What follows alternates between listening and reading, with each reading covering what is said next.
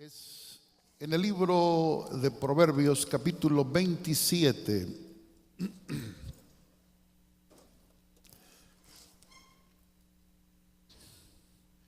Dice Proverbios 27, 17 de la siguiente manera: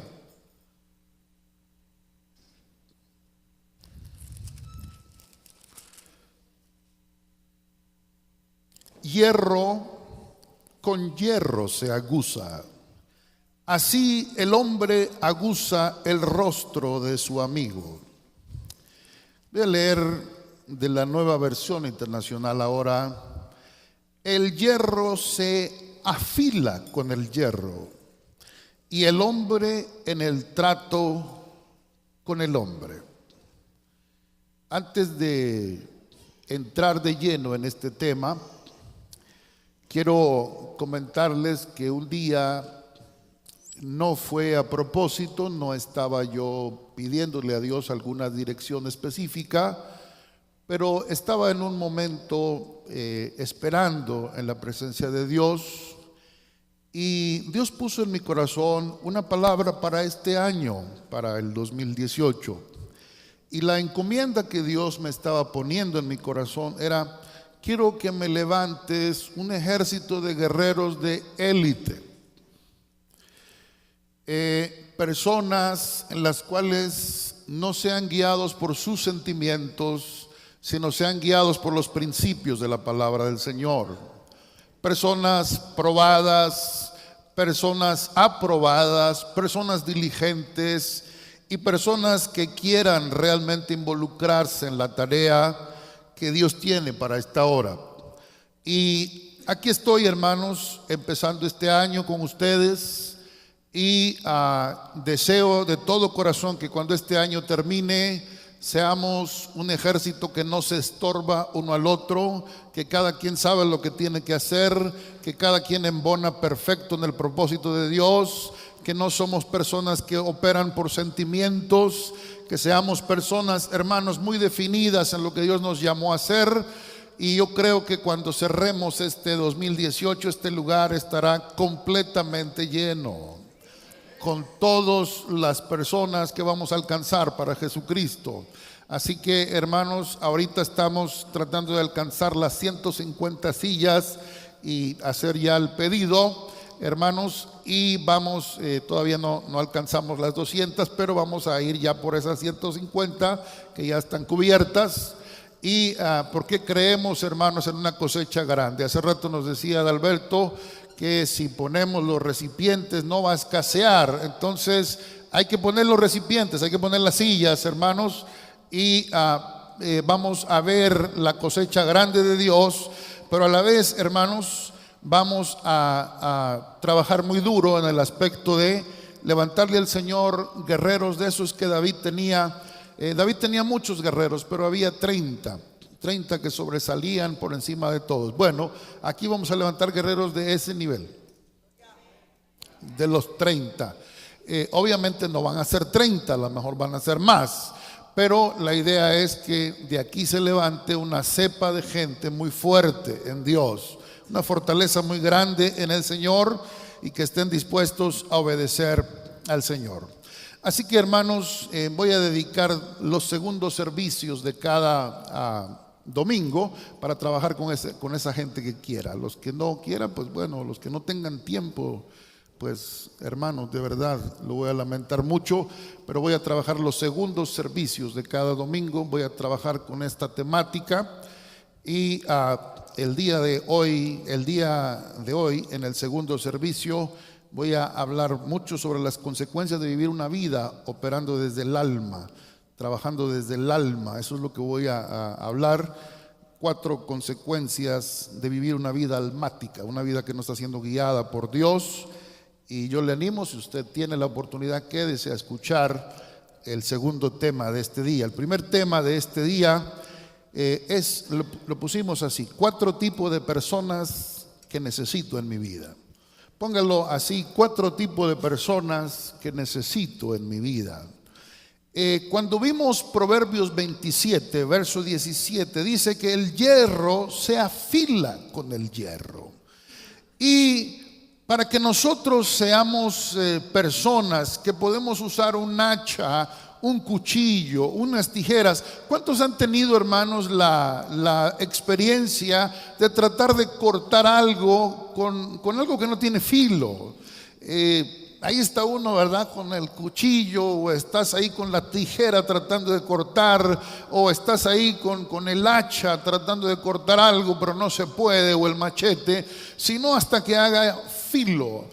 Las personas van a pasar todo el tiempo de su vida tratando de hacer algo, pero si no tienen filo, simplemente lo que tratarán de hacer no lo lograrán con la misma efectividad, porque se necesita el trato con otras personas, se necesita el roce, se necesita, hermanos, ustedes han visto cómo le sacan filo, ¿verdad? A veces lo hacen, hermanos, por ejemplo, los carniceros lo hacen con, ¿cómo se llama esa cosa que tienen? ¿Ah? Chaira, ándale. Así están sacándole filo, ¿verdad? Pero es a través del roce que viene el filo, ¿verdad? Otros lo hacen con una piedra especial, hermanos, y están sacándole filo. Y hermanos, muchos de nosotros hemos caminado por la vida sin filo. Dígale al que está al lado, espero que tú tengas filo, ¿verdad? Diga, espero que tú tengas filo.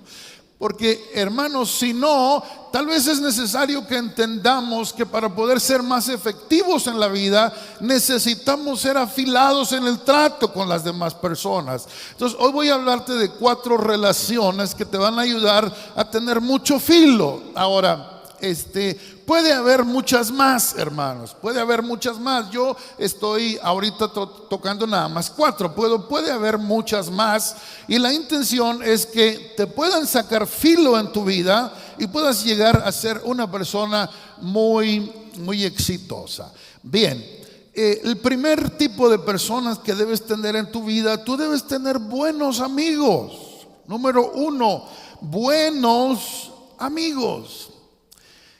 La Biblia habla, hermanos, de la importancia de tener buenas amistades, ¿verdad? Y hay historias, y como soy un fanático de la historia de David, entonces voy a usar a David en estas relaciones que estoy mencionando, y tal vez mencione a alguien más. Pero es importante que tengas buenos amigos. Quiero preguntarles aquí, ¿cuántos de ustedes tienen buenos amigos? Veo que hay no todos, o sea, algunos tenemos amigos, pero estoy hablando de buenos amigos, ¿verdad? Así que cuando yo dije buenos amigos, usted la pensó para levantarla. Si yo le digo, ¿cuántos de ustedes tienen Facebook? Levanten la mano a todos los que tengan Facebook. No es pecado tener Facebook, hermanos, ¿verdad? Es pecado no tener. No se crea. No se crea. Esa es una broma. Ok, el detalle ahí, hermanos, es que Facebook es una herramienta para hacer contacto, y la gente que sabe de negocios sabe que si no tienes contactos no funciona. Pero Facebook nos vendió la idea que nosotros podíamos tener muchos amigos. Pero te voy a decir una cosa, lo que tú tienes en Facebook no son amigos, son contactos. ¿Qué son? Contactos. Ahora vuelvo a repetir, ¿cuántos de ustedes tienen buenos amigos? Muy bien, ya como que están agarrando la onda, ¿verdad? Ok, ahora, en la vida, hermanos, son importantes los buenos amigos. Si yo digo buenos amigos, ¿qué significa? Que hay malos amigos, ¿verdad? Vamos a leer un pasaje en el libro de Proverbios, por favor. Proverbios 18:24. Estamos cerca de ahí.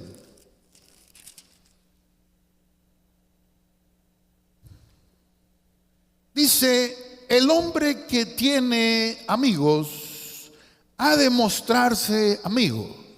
Y luego dice, amigos, hay todavía amigos que son más unidos que un hermano.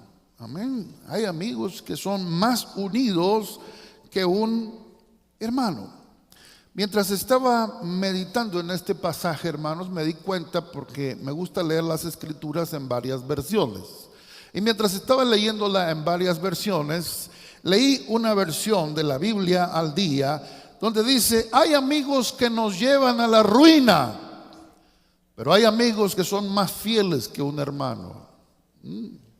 Interesante, porque al estudiar un poquito más la raíz de esta palabra, lo que se advierte aquí es que hay personas, fíjese bien, que hacen amigos con demasiada facilidad y de forma indiscriminada. Y el problema de hacer amigos de ese tipo es que te van a llevar a la ruina y te van a llevar a la destrucción.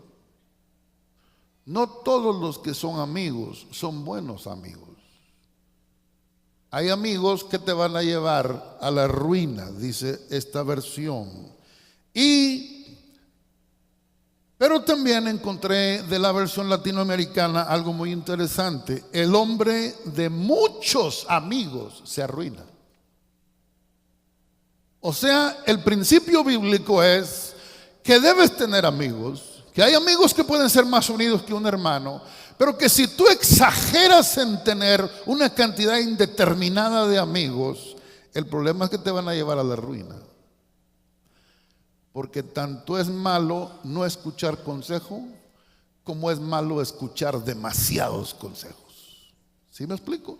A veces escuchas a tanta gente opinando sobre tu vida, y hay gente que dice: yo no sé por qué dicen algo de mí, eso yo nada más puse eso en Facebook. Cuando tú pones algo en las redes sociales, la gente tiene libertad de decir lo que le dé su gana, porque tú ya lo pusiste ahí.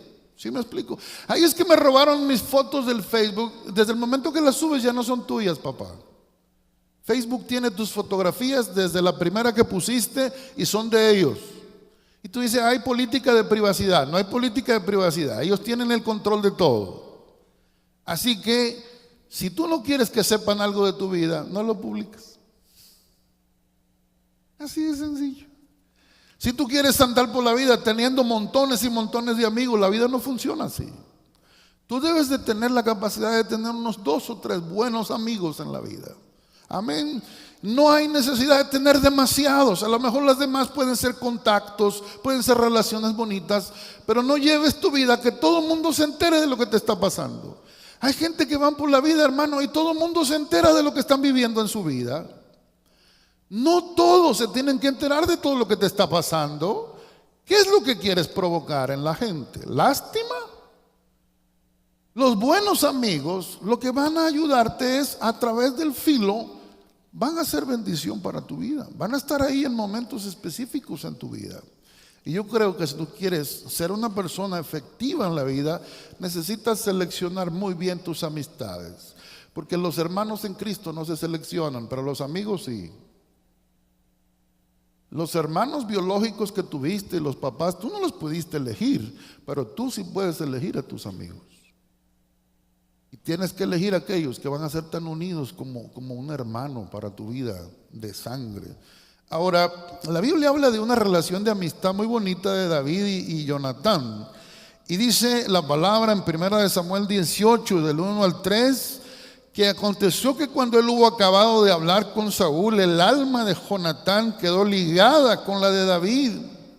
Y lo amó Jonatán como a sí mismo. Y Saúl le tomó aquel día y no lo dejó volver a su casa, e hicieron pacto Jonatán y David, porque él le amaba como a sí mismo. Fíjese, hermano, cómo las relaciones de amistad pueden llegar a ser algo que puede empezar de una manera a lo mejor rara, diferente, pero de repente casas con alguien en tu vida y Dios te permite empezar una relación tan bonita, hermanos, que algunas de esas relaciones estarán ahí hasta el final de tu vida. Yo te pregunto, ¿tú tienes algún amigo que te gustaría que estuviera contigo en tu lecho de muerte? ¿Sí? Cuando ya te estuvieras yendo. Ahora, es peligroso no tener amigos. Porque tanto es peligroso tener muchos, como es peligroso no tener a nadie. Usted necesita amigos. Usted no puede andar por la vida solitario. Los amigos te equilibran, los amigos te protegen. Los buenos amigos, hermanos, cuidan de ti. David y Jonatán llegaron a ser tan entrañables que se cuidaban el uno al otro. Y aunque a veces, aunque el papá de Jonatán trató de matar a David, Jonatán siempre lo cubría, siempre estaba ahí para él. Y qué importante, hermano, es que entendamos el valor de los amigos. Yo le agradezco a Dios porque tengo 2 amigos. Amén. Hay muchas personas que los quiero mucho, hermanos, y de verdad yo los amo con todo mi corazón y son parte de esta casa y son parte de mi vida y son parte de mi corazón, pero no son mis amigos. Porque un amigo yo le tendría que abrir mi corazón, un buen amigo. Y él me podría abrir su corazón y pudiéramos platicar de cosas que no podría platicar con otras personas, pero lo podemos hacer. Y esas personas que yo le menciono son pastores igual que yo, son gente, hermanos, que viven muchas vivencias como las mías. Y en algún momento hemos abierto nuestro corazón y hemos pedido oración. Y hermanos, uno de ellos ya se fue, está con el Señor, eran 3, pero está con el Señor ahora. Y cómo duele cuando un amigo se va, hermano, porque uno no lo recupera tan rápido. Pero en la vida tú necesitas el filo de los amigos. David no solo tuvo este amigo, este fue un amigo de la juventud. David tenía otros amigos que ya no fueron tanto amigos de la juventud, pues fueron amigos, hermanos, en etapas de su vida ya mayor. David, cuando llegó al reino. Y le voy a mencionar, hay uno que aparece en la Biblia que no es muy mencionado, que se llama Itaí, Geteo. En 2 de Samuel, capítulo 15, vaya conmigo allá. Vamos a leer esto.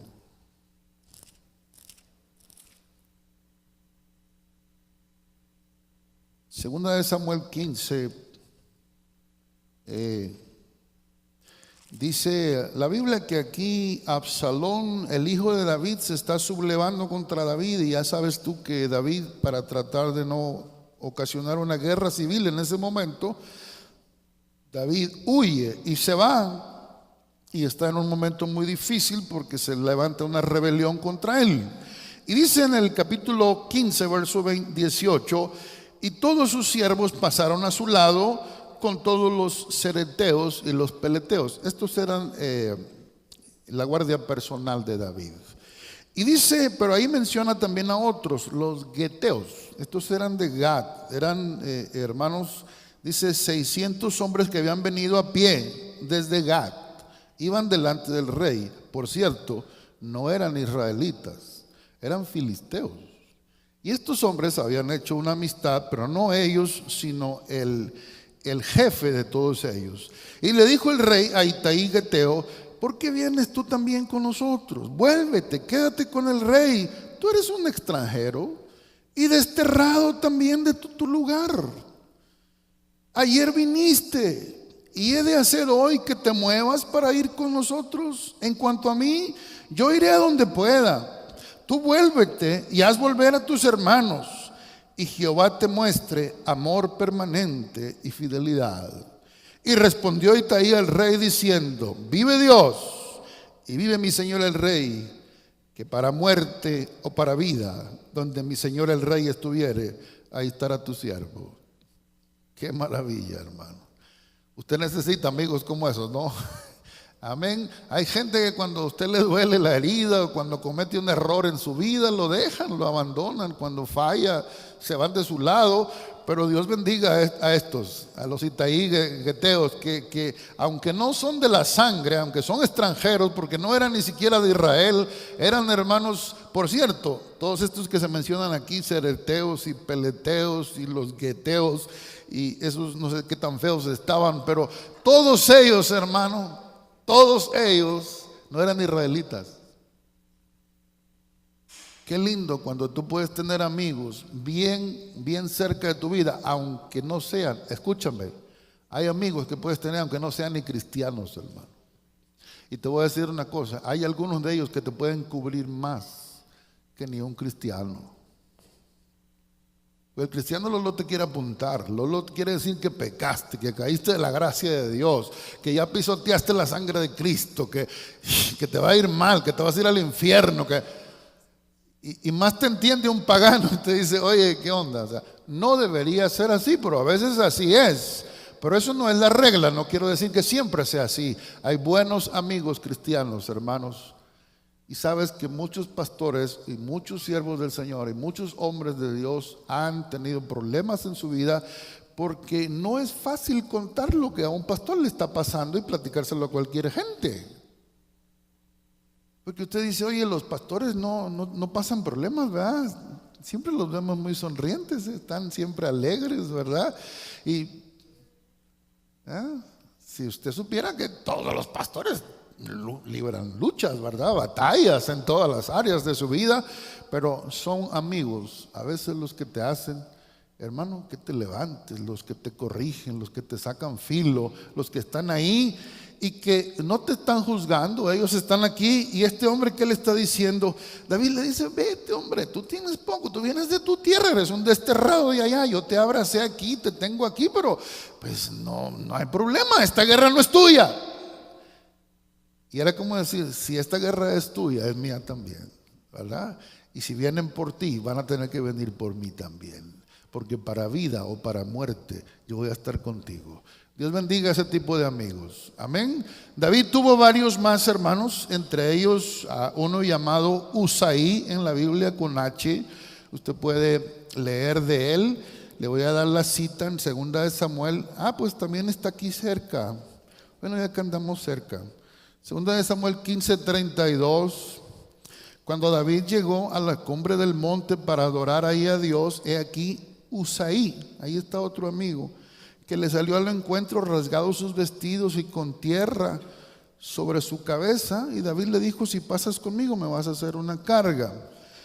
Mas si volvieres y fueras con Absalón, entonces al final dice el 34, tú harás nulo el consejo de Ahitofel. Ahitofel era otro de los amigos que David tenía, pero ese amigo David lo perdió, ese amigo lo traicionó.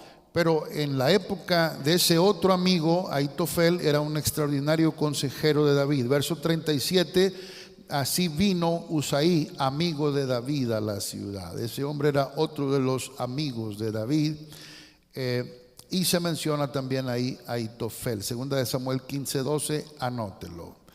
Así que hermanos, en la vida, si vamos a ser gente afilada, necesitamos amigos. Tal vez alguien diga, pastor, a mí no me gusta tener a nadie en mi vida. Va a haber momentos en la vida que usted va a necesitar amigos. Lo van a equilibrar, lo van a ayudar. Yo le animo, consígase amigos en su vida.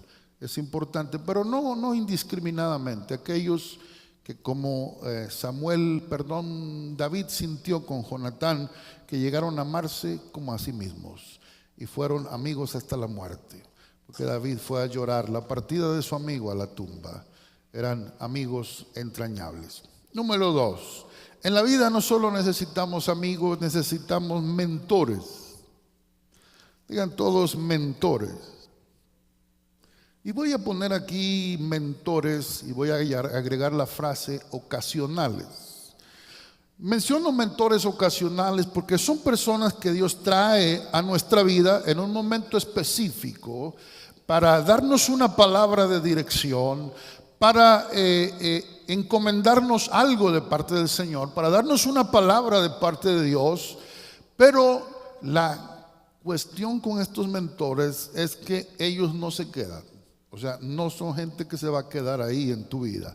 Ellos van a llegar en una etapa de tu vida, te van a direccionar, van a hablar a tu vida, van a ser claves en un punto de tu vida, pero se van a dar la media vuelta con el tiempo y se van a ir. O sea, son gente que Dios las trae en un momento específico para bendecir tu vida.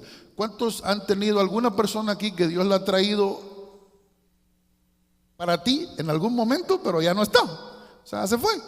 O sea, llegó en un momento de tu vida, pero ya se tuvo que ir, ¿verdad? No era una persona que se iba a quedar en tu vida. Hay personas que te cubrieron una parte de tu vida, pero no estaban ahí diseñados para quedarse todo el tiempo contigo. Así que son personas que Dios trae a tu vida. Y yo puedo recordar en la época de David, que David fue ungido por Samuel.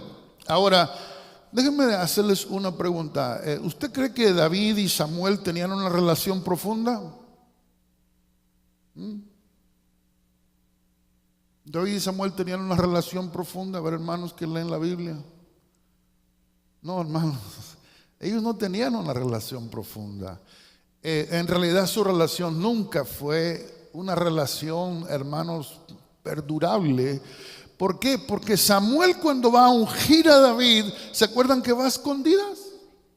Va a escondidas porque Saúl estaba gobernando en ese tiempo y era ilógico que Samuel unge a Saúl y luego iba a ir a ungir al otro, ¿verdad?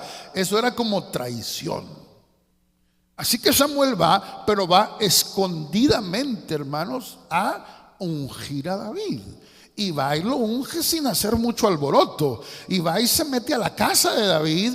Y ahí con los hermanos de David que llegaron a esa reunión. Y cuando él no llegaba, él lo mandó traer. Y entonces lo trajeron y lo metieron ahí en la casa, todos encerraditos. Y ahí Samuel ora por él, le vacía el cuerno del aceite y lo unge como el próximo rey de Israel. Pero cuando él termina el ungimiento, dice la palabra ahí en Primera de Samuel 16, del verso 11 al 13, ahí viene donde Samuel dice: tomó el cuerno del aceite y lo ungió en medio de sus hermanos, y desde aquel día en adelante el Espíritu de Jehová vino sobre David.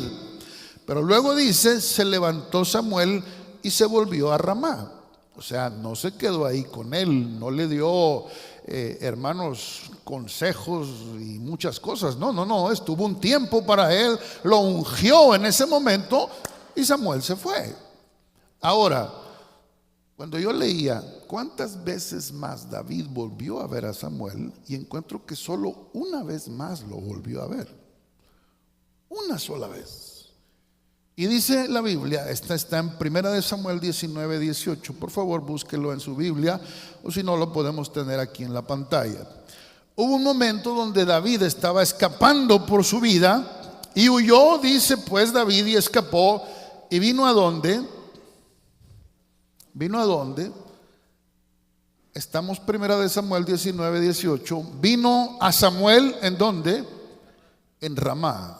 Ahí estaba Samuel, en Ramá. Ahí estaba confinado. Y le dijo todo lo que Saúl había hecho con él. O sea, viene a desahogar su corazón porque, hermanos, lo quieren matar. El rey Saúl lo quiere matar. Entonces va con él y va y se desahoga ahí con él. ¿Y qué hicieron? Mire, y él y Samuel se fueron y moraron en Naiot. Aparentemente ese verso podría decir que se fueron a vivir a otro lugar, pero cuando vemos Naiot no era un lugar fuera de Ramá, era como un sector fuera. Recuérdese usted que algunos de los profetas no vivían en las ciudades, vivían como en campamentitos aparte, junto al río, como en la época de Eliseo, ¿verdad? Que el lugar donde estamos morando ya se nos hizo chiquito, vamos a hacer otro. Entonces ellos moraban como en campamentitos a un lado. Bueno, hay otra, una parte, un sector aparte donde Samuel se lo lleva y comparten un tiempo ahí una vez más mientras David está huyendo. Y cuando yo veo esto, hermanos, y cuando veo que fueron solamente 2 veces, la pregunta es, ¿este mentor de David, hermanos, fue clave en su vida, sí o no? Él lo ungió. Él le dijo: vas a ser el próximo rey de Israel. ¿Fue clave o no fue clave? Sí, no estuvo para él siempre, pero fue clave en su vida. Llegó en un momento clave de su vida. Y cuando él estaba atemorizado y huyendo, David corre con él.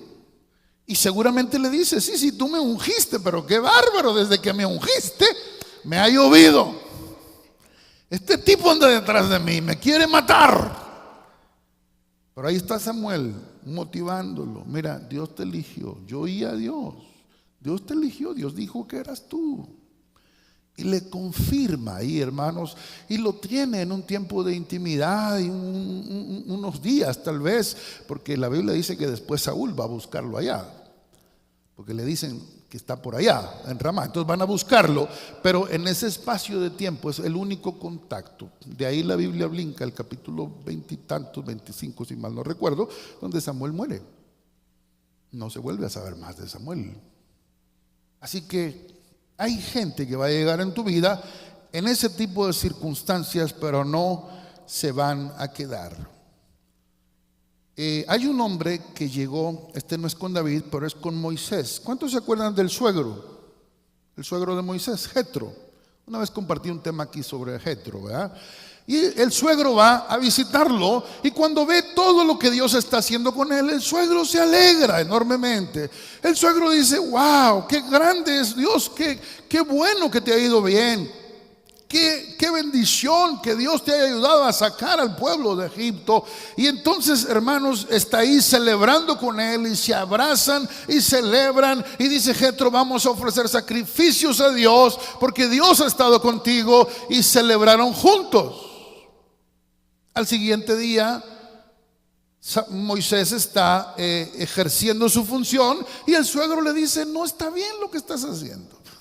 Necesitas cambiarlo, necesitas hacerlo de una manera diferente. Y entonces le muestra un método de administración muy interesante, hermanos, que Jetro le dice: mira, si Dios está contigo y lo haces como te lo estoy diciendo, te va a ir bien en la vida. Vas a lograr organizar muy bien a este pueblo y te va a ir bien. ¿Y sabe qué pasó? Que Moisés siguió el ejemplo del suegro. La pregunta es: ¿y el suegro dónde quedó después? No se sabe más de Jetro. Se sabe de su familia un poco, pero no se sabe de él.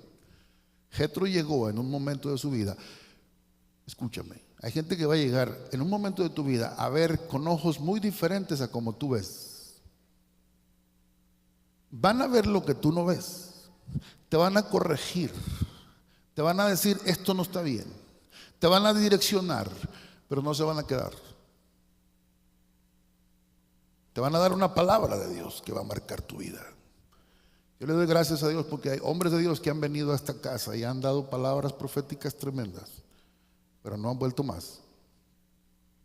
Vinieron, depositaron una semilla de fe en nuestros corazones, soltaron una palabra sobre nuestras vidas, nos dieron un consejo, nos dieron una palabra, se fueron. Gente en nuestra vida que en algún momento estuvo con nosotros, nos dio una palabra, nos ministró, pero no está más en nuestra vida. Yo le doy muchas gracias a Dios porque Dios ha usado muchos mentores en nuestra vida y en nuestro ministerio. Maestros, profetas de Dios, apóstoles, gente, pastores, que en algún momento llegaron a nuestra vida, hicieron lo que tenían que hacer y se fueron. Y la clave de esto es que ellos no tenían responsabilidad de nosotros, tenían responsabilidad de la palabra que Dios les dio para nosotros. Eran responsables de decirnos lo que ellos estaban viendo, pero no eran responsables de quedarse con nosotros durante el proceso. ¿Entendemos eso? Hay gente así que Dios la utiliza en su reino. Y si tú quieres ser afilado, necesitas entender que muchas veces, escúchame, Dios envía incluso a las ciudades, Dios envía a los países, Dios envía personas que aunque no vengan a tu iglesia, pero vienen a visitar tu ciudad. Ve y exponte al ministerio de esas personas, porque la palabra que ellos traen y la visión que ellos traen es muy diferente tal vez a lo que tú ves, porque tú ves a Saltillito chiquito. Hay gente que viene de visitar 100 naciones y tienen una óptica y una cosmovisión, una forma de ver las cosas muy diferente a nosotros. Y a veces cuando alguien viene de afuera y nos dice algo que está mal, decimos: no, pero es que siempre está bien. Y dice: está mal. No está bien, no está bien lo que estás haciendo. Estamos acá. Debemos de creer que Dios nos puede hablar a través de ministerios que Dios ha levantado así. Hay evangelistas poderosos con un nivel de unción muy poderoso que a veces visitan nuestras ciudades, visitan nuestro país, hermanos, y tienen ministerios que marcan una nación, sueltan una palabra. Aquí estuvo un hombre de Dios, un argentino muy poderoso en Dios, Motesi, hermano, y él soltó una palabra y dijo que Saltillo iba a ser la capital del avivamiento en México. Saltillo, capital del avivamiento en México. Y desde entonces hemos tomado esa palabra y hemos creído que esta ciudad es la capital del avivamiento en México. Amén. Y hay razones para que usted piense, hermanos, que Dios quiere levantar nuestra ciudad, porque Dios ha establecido aquí ministerios muy poderosos. Hay bases de ministerio aquí en esta ciudad que son muy poderosas. No quiero mencionar nombres para que no se sienta alguien aludido, pero usted conoce que Comunidad Cristiana nació aquí. Son más de 100 iglesias ahora, si no es que 150 con las que estaban antes. Y nacieron aquí. Aquí nace Cristo Vive y ya están esparcidos por muchas partes del país. Ellos están influyendo en muchos sectores, en el área que Dios los llamó a ellos a hacer. Aquí está Casa Río. No se la creen ustedes todavía, ¿verdad? Dios nos puso aquí en Saltillo, pero vamos a influenciar la nación. No lo creen con ese amén, hermanos, ni intenten convencer a Dios de que creen. Es necesario que entendamos que Dios pone los ministerios por algo. No van a estar siempre a la mejor en la vida, pero Dios los pone por algo. Amén, para bendición. Tercero, dígame cuáles son los primeros. Los buenos amigos. Segundo, mentores ocasionales. Aquí viene el tercero. Autoridades espirituales. Usted necesita entender este principio porque es el más importante.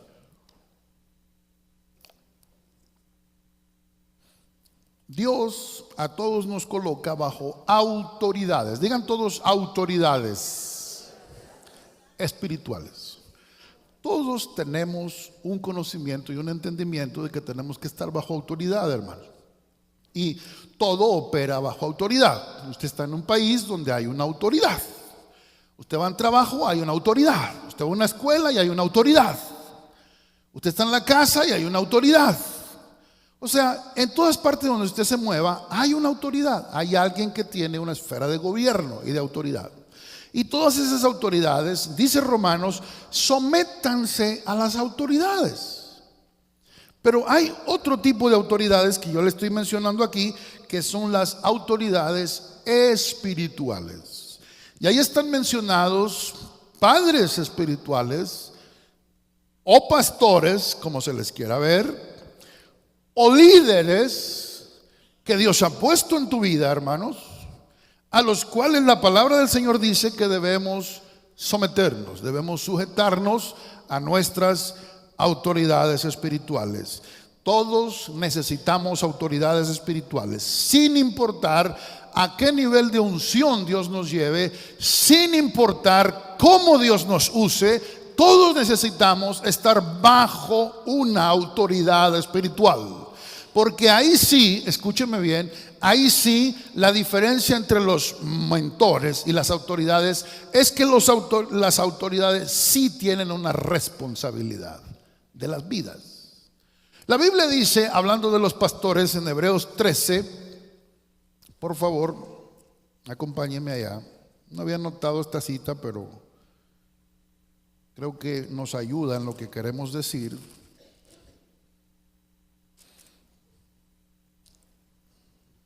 Hebreos 13, versículo 17. Obedeced a vuestros pastores y sujetaos a ellos, porque ellos velan por vuestras almas, como quienes ¿qué? Como quienes ¿qué? Han de dar cuenta. Hay otras versión que dice, porque ellos cuidan de ustedes como quienes tienen que rendir cuentas. Cuando Dios pone, escúchame, una autoridad espiritual sobre tu vida, esa autoridad tiene que rendirle cuentas a Dios de ti. Tiene que rendirle cuentas a Dios de tu vida, porque Dios te encomienda bajo autoridades espirituales. Ahora, pastor, ¿esas autoridades espirituales yo las escojo? No. Dios las escoge. ¿Usted pudo escoger a sus papás biológicos? No, simplemente usted nació de ellos. Amén. Yo creo, hermanos, que Dios nos coloca bajo autoridades. A lo mejor está muy claro el concepto a veces en la autoridad pastoral, en la autoridad de los padres de la casa. Pero a veces no está muy claro el concepto de estar bajo la autoridad de otros líderes espirituales de la casa. Y te he de decir, hermano, que si tú estás bajo el liderazgo correcto, bajo la autoridad espiritual correcta, tú vas a ser afilado y vas a crecer y vas a tener un enorme éxito en tu vida. Pero cuando tú te eliges tu líder sin consultar a Dios, sin que Dios te esté guiando, en la segunda temática voy a hablar mucho de ese asunto del yo siento de Dios, yo siento de Dios, pero eso va a ser en la segunda parte. Que caray, hermano,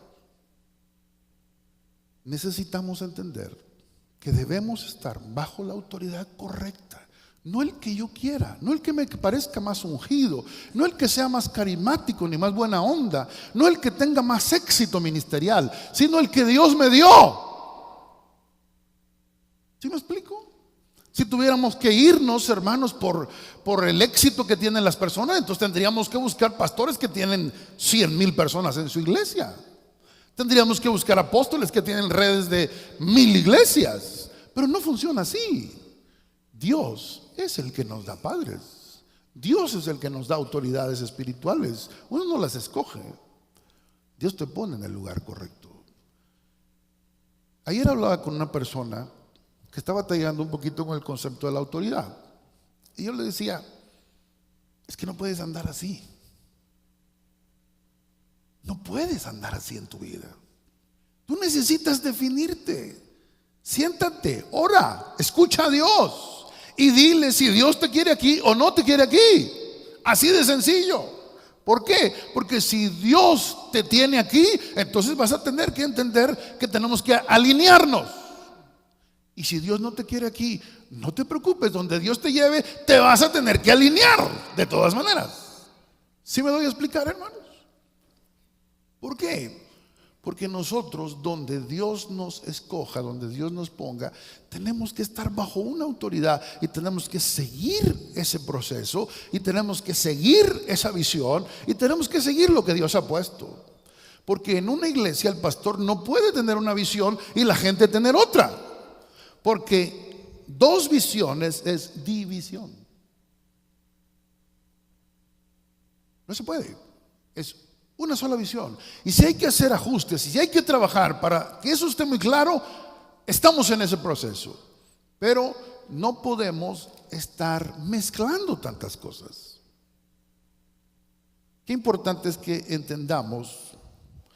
Y yo le agradezco mucho a Dios. Si me pueden ayudar con el piano, tengo mi tiempo contado, que cuando Dios nos lleva bajo las autoridades correctas, nosotros estamos protegidos, hermanos. Estamos seguros en la presencia de Dios. Yo creo que algunas personas pueden batallar un poco en este concepto, pero déjenme ponérselo un poquito más, intentar ponérselo un poquito más claro, hermanos. El que confía en Dios y escucha a Dios no se va a equivocar. No va a andar de aquí para allá. Se va a ubicar en el lugar correcto que Dios le dio. Y yo le doy muchas gracias a Dios porque dentro de mis autoridades espirituales, hermanos, estuvo mi padre biológico. Él fue una autoridad espiritual sobre mi vida durante muchos años. Dios me colocó enseguida, aunque yo estaba bajo la autoridad de mi padre, yo estaba bajo la autoridad de las personas que tenían la autoridad en la denominación. Entonces, mi presidente era mi autoridad. Yo estaba sometido a él. Aquí en la ciudad, en la alianza de los pastores, siempre ha habido un presidente. Estoy sometido a su autoridad. Él es una autoridad espiritual para mí. Pero una de las cosas en las que yo transicioné y que ha sido una de las grandes bendiciones de mi vida ha sido estar bajo la autoridad del apóstol Víctor.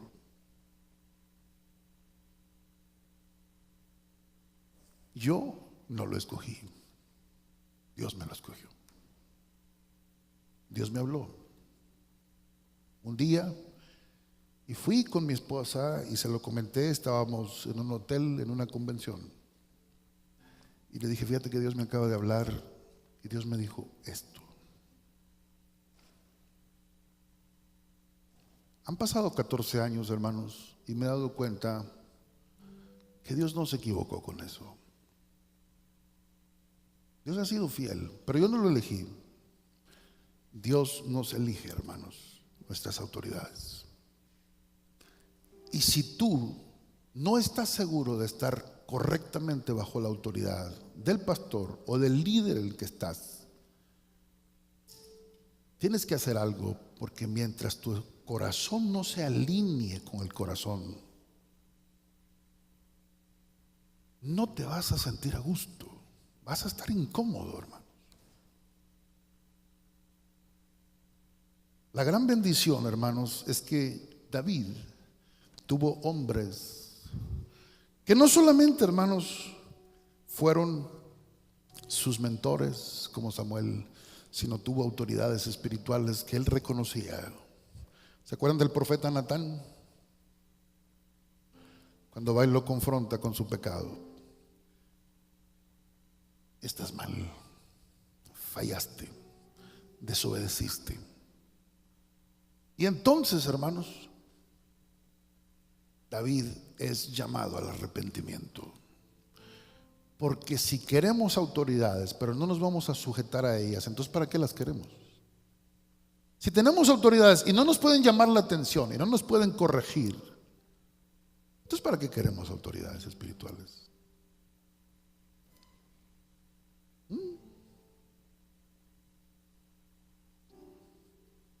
Miren, hermanos, hay personas que yo les he dado una orden que hagan una cosa y no la hacen. ¿Y saben por qué se las di? Porque yo sabía que si lo hacían, les iba a funcionar. Pero como no lo hicieron, no les funcionó. Y ahora el camino se hace más largo. Si queremos una autoridad, es porque nos vamos a sujetar a la autoridad. Y, cómo me cuesta sujetarme. Sí, porque no es alma, papá, es espíritu. El alma revienta, la carne revienta. Pero cuando es del espíritu, yo me alineo y sé que ahí está mi bendición.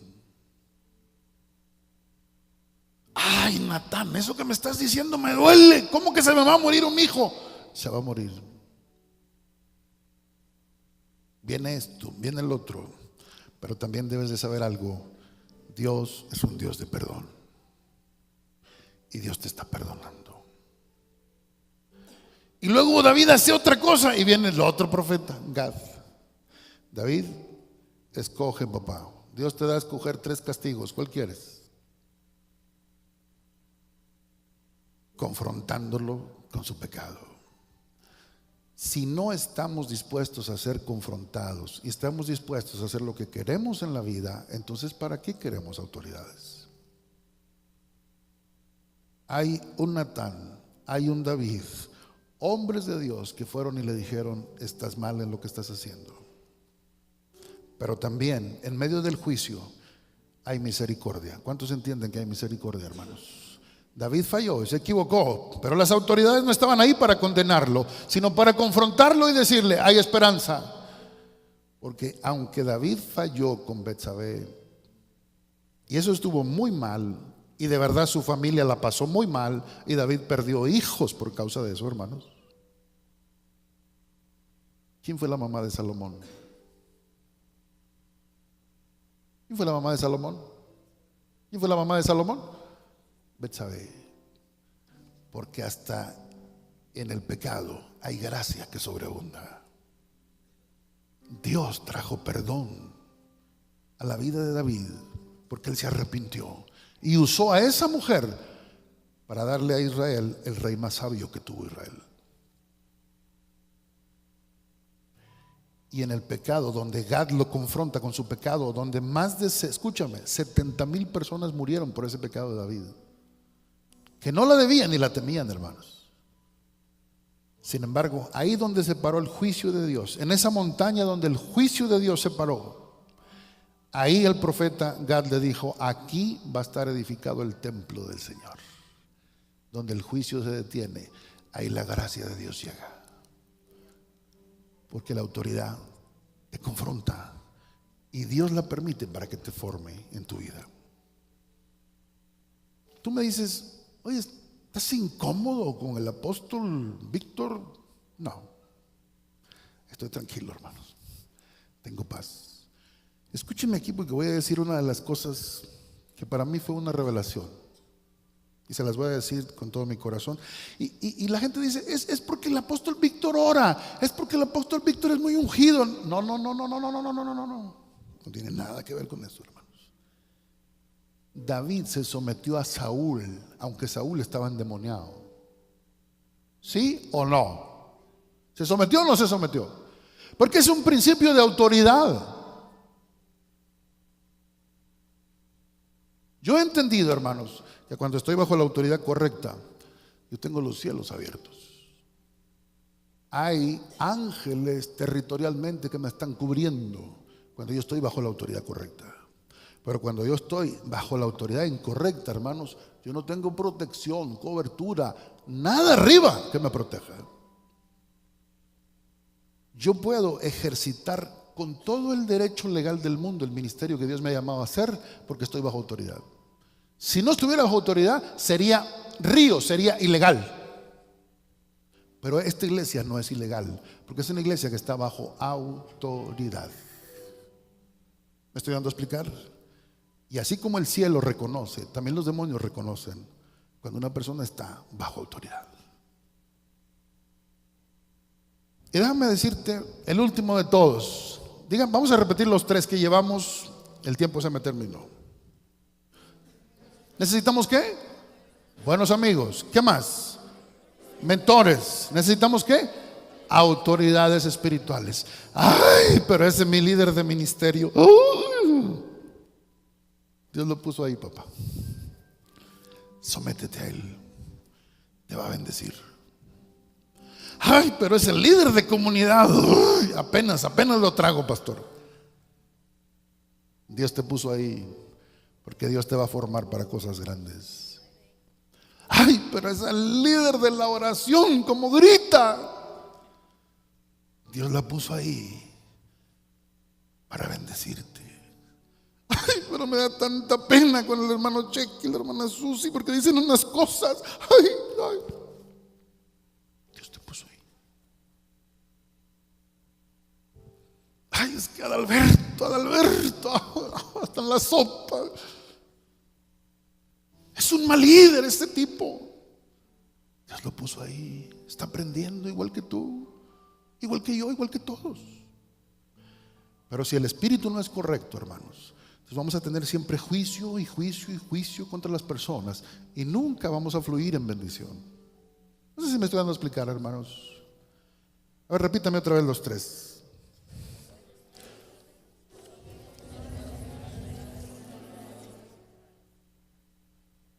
Según ustedes ya las dijeron, ¿verdad? Y te voy a mencionar algunos de los más importantes al final. Tu cuarta que necesitas son enemigos con propósito. ¿Cómo dije, hermanos? Enemigos con propósito. Ay, pastor, mire, yo los amigos, ay, esos yo los beso, les beso los pies. Amén. Pastor, a mí los mentores, uy, no me canso de darle gracias a Dios por sus vidas. Ay, a mis autoridades espirituales, yo siempre he sido tan respetuoso, dicen algunos, ¿no?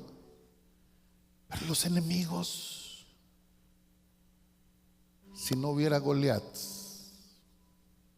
no hubiera victorias tan grandes como las que Dios nos permite enfrentar en la vida. Así que tienes que darle gracias a los Goliats, porque esos son los que te promocionan, papá. Amén. Esos son los que te promocionan y se van al currículum. ¿Te acuerdas de David? Cuando yo era jovencito, Saúl, osos, leones, tigres, cocodrilos. A Goliat Nadie le entraba. Goliat. ¿Qué tienes en tu currículum, hermanos? Ay, fíjese que ya vencí, pastor, y ahora sí ya vengo a los cultos. Con razón dice la Biblia, no han resistido hasta la sangre. ¿Qué hiciste, hermano? Ya doy mis ofrendas y mis diezmos. Voltean a ver todos los héroes de la fe y dicen, está bien que lo hagas, ¿verdad? Pero ¿no crees que podemos ir más allá?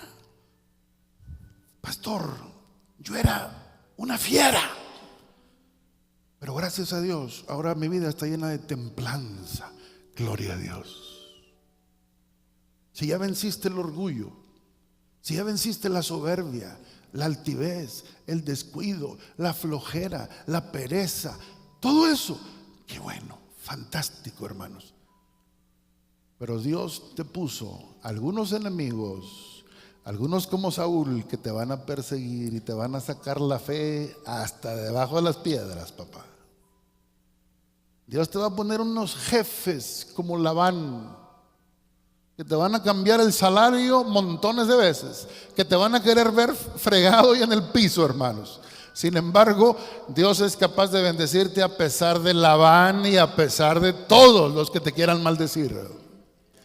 Pero esos enemigos lo único que hacen es cumplen un propósito. Faraón, oye ese Faraón, miren hermanos, cuando yo veo a Faraón, digo, aquí está Faraón. Si Dios hubiera querido, mire, haz eso con Faraón. Pero Dios dijo, no, ese te lo tengo reservado a ti, Moisés. Porque tú vas a ir y le vas a decir, dice Dios que nos dejes ir. Y Faraón te va a decir, no te dejo. Entonces dice Dios, yo le voy a mandar una plaga, órale, y voy a mostrar mi poder. Y luego vas a ir otra vez y le vas a decir que si los deja ir. ¿Nos dejas ir? No. Y dice Dios, ahí les va otra plaga. O sea, lo único que tú haces es manifestar el poder de Dios en contra de tus enemigos. Por eso son enemigos con propósito. Así que empieza a darle gracias a Dios por la suegra, por el suegro, por ese yerno, esa nuera.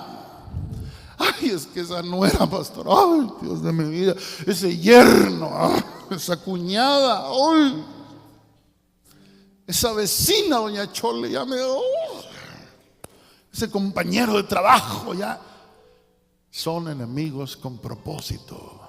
Dios te los puso ahí para necesitas sacarle filo a tu vida para que seas más efectivo. Y va a llegar un día que le vas a decir, Señor, gracias por mis enemigos. Déjame decirte algo, hermanos. El del Señor es mi pastor, hijo. Para motivarme un poco, ya estoy terminando. Ya se me fue el tiempo. ¿Cuántos se acuerdan del Salmo 23? Vamos a repetirlo. El Señor es mi pastor. Escúchame. El Señor es mi pastor, nada me faltará. En lugares de delicados pastos me hará descansar. Junto a aguas de reposo me pastoreará. Digan todos, confortará mi alma. Me guiará. ¿En qué están todos esos verbos? En futuro. Pastoreará, guiará, fortalecerá, confortará mi alma, me guiará por amor de su nombre. Aunque ande en valle de sombra de muerte, no temeré mal alguno, porque tú estarás conmigo. Pero cuando llega la vara y el cayado, ¿qué dice? Tu vara y tu cayado me infunden aliento. Y no dice aderezarás mesa, dice aderezas mesa. Porque ese no dice aderezará mesa. No, porque Dios te está aderezando hoy mesa. ¿Delante de quién? ¿Tú quieres que Dios los mate? Mátalos, Señor, a mis enemigos. Destrúyelos, oh Dios. Y dice Dios, no. Yo quiero que cuando yo te siente a la mesa y te dé de comer la abundancia que tengo para ti, haya testigos que digan que yo estuve contigo. Si los mato, nadie lo va a ver, pero si los tengo vivos es porque estoy preparando mesa para ti en presencia de tus angustiadores. Ellos van a estar ahí observando lo que yo estoy haciendo a favor de ti. ¿Cuántos glorifican al Señor este día, hermano? Por eso no se pueden morir tus enemigos, porque tienen que ver lo que Dios va a hacer en tu vida. Preparar mesa. Y tú dices, ya que se larguen de la empresa. No se van a largar, el Señor los va a dejar para que vean cómo Él te exalta, cómo Él te levanta, porque Él prepara mesa en presencia de tus angustiadores. Y dice, unges mi cabeza con aceite y mi copa. No dice estará. 2018 mi copa está rebosando. Y los mejores años no vienen, ya llegaron. Los mejores días de tu vida no vienen, ya están aquí, ya llegaron, aleluya. Dale la bienvenida a los días más hermosos de tu vida, sin importar lo que estés pasando ahora, porque Dios va a preparar mesa en el desierto. Dios bendiga a los enemigos con propósito, porque hasta ellos tienes que orar por ellos y bendecirlos. Cierra tus ojos un momento. Cuando tú le pides a Dios, cámbiame, la forma como Dios nos cambia es poniendo personas que nos ayudan en ese proceso de cambio. Yo puedo darle gracias a Dios por los buenos amigos, aquellos que no se han ido cuando la vida aprieta, que no me han juzgado cuando he pecado, que me han tendido la mano. Bendigo a los mentores que llegaron en una etapa muy difícil de mi vida, o llegaron en un momento oscuro, o llegaron en un momento donde necesitaba una dirección. No se quedaron porque no se iban a quedar. Pero bendigo a aquellos que son responsables de mi vida espiritual, que son responsables de nosotros, que oran por nosotros y nos bendicen y nos cubren, y que estando bajo la autoridad correcta somos cubiertos. Bendecimos la vida de líderes espirituales, que con esa palabra que nos dan en la comunidad o en el ministerio, en la medida que nos sometemos, somos bendecidos, somos prosperados en todo. Y también damos gracias al Señor, porque a pesar de todos los enemigos que hemos enfrentado, hemos salido más fuertes por la gracia y el poder de Dios, porque Dios prepara mesa en presencia de nuestros angustiadores. El Señor, dígalo conmigo, es mi pastor, nada me faltará. El Señor es mi pastor.